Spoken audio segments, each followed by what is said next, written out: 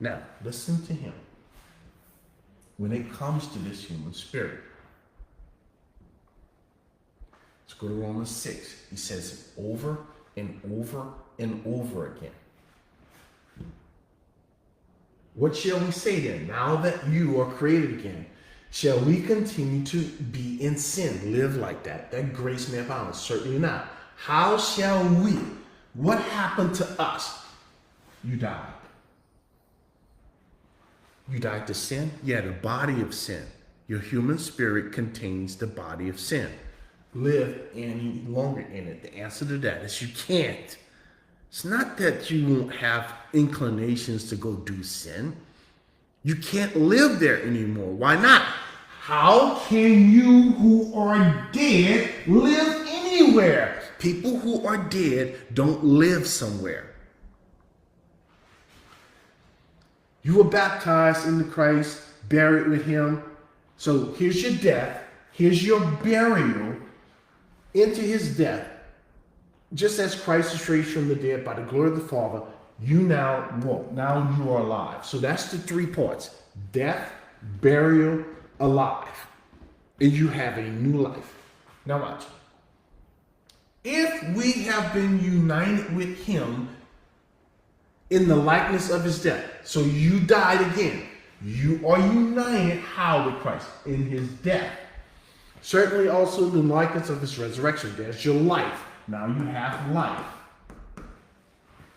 Knowing this, that your old man, your old human spirit, do you have knowledge? That's the question. What did Jesus tell the lady? Those that worship God must worship him in spirit and in truth. She had no knowledge of that. But every born-again believer have knowledge of that. Why? Because you are alive to obtain that knowledge. As long as you're dead in your trespasses and sins, you can never get that knowledge. Why? Dead people don't obtain knowledge, friends. That your old human spirit was what? Crucified. How was it crucified? With him. With your prayer? No, man. No. It was crucified with him. That the body of sin. What is the body of sin? This old man. This old human spirit. What happens to it? He's done away with. He is totally annihilated. Friends, he's annihilated. He cannot come back. Why not? Because death hath no more dominion over you. You were raised from the dead. God was satisfied with the death of his son.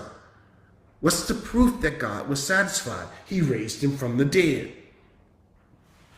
Done away with that. We should no longer be what? You're no longer a slave of sin. What makes a person a slave of sin? This person right here. Your body becomes a slave to sin. For he who has died for the 3rd time is free from sin. If we die for the 4th time, we believe we're going to be raised from the dead and death have no more dominion over him, and that he died to sin once and lives to God. Friend, do you see it? So that's it. Let's go back. All right, I need to move on. Let's go to Romans 9. And let's read this again. And this is where we were, right here. What if God, and this is where people have problems. What if God, and it's not an if, it's really an if of argument. Since God determined to reveal what? His attribute of wrath. God has determined to show his attribute of wrath. How can he do that, friends? How can he do that if everybody is holy? You can't pour out wrath on a holy vessel. You can't pour out wrath on someone who did nothing wrong. God would be unrighteous and unjust to do such a thing. So what did God have to do to be able to show and reveal that he does have wrath? He had to allow. Create, no, allow sin and evil. Now, because sin and evil exists, God is free to pour out wrath upon everyone who have sinned and everyone who does evil. Why would he do that? To make his power known. You see that?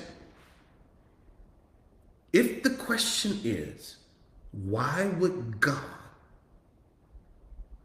allow sin and evil to persist?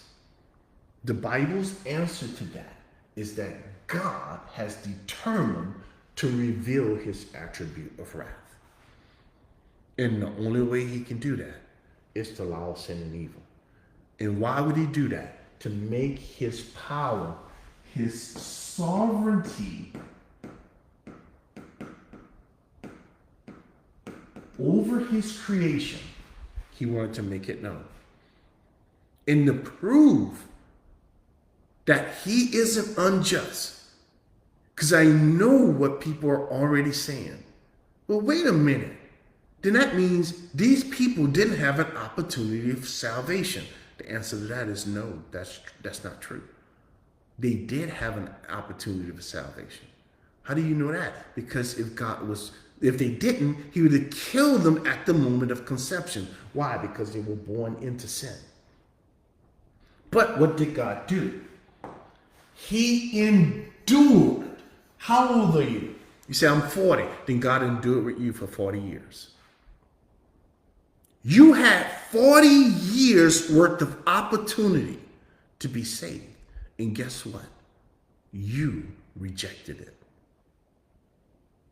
God then had much long suffering. What do you mean much long suffering? You committed sin after sin after sin after sin. And you influenced others. I did too. To sin just like us. To sin with us, to sin for us, to sin by us. We did that. And God put up with it. See, how in the world you know he put up with it? I'm still alive. I am still alive. For some, he have much long suffering for 100 years. For others, he have much long suffering for 2 months. 2 months? Yeah, the babies. So wait a minute, are you saying God caused the baby's death? Well, of course. The soul that sinned, it shall die. Who said that? The baby? No, God said that.